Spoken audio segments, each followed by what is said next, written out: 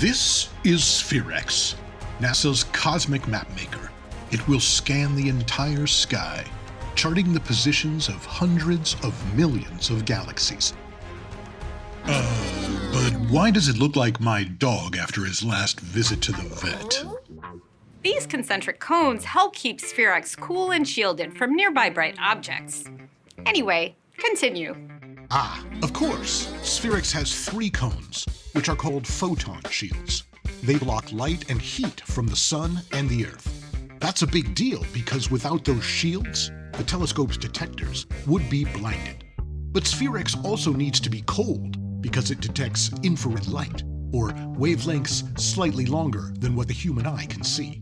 Infrared is emitted by warm objects on Earth and out in the universe. It's also emitted by the telescope. Keeping it cold reduces the infrared glow, which lets SPHEREx see faint objects that are really, really far away. That's right. These aren't cones of shame, they're SPHEREx's cones of fame.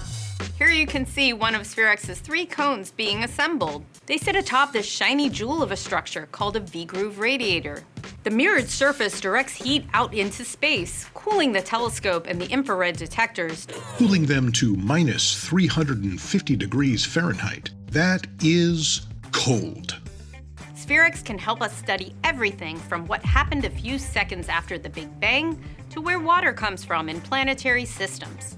That's why its full name is Spectro-Photometer for History of the Universe, Epoch of Reionization, and ICE's Explorer. And I'm sorry, could you say that one more time? You can just keep calling it SPHEREx. And so I will. The V-groove radiator and the photon shields surround the heart of SPHEREx, the telescope. It's a feat of modern engineering, designed with incredible precision. And it looks tilted? That's not a mistake. That tilt helps it see the entire sky while under the protection of the photon shield. Do you mind if I get back to work? Sure, let's wrap this up.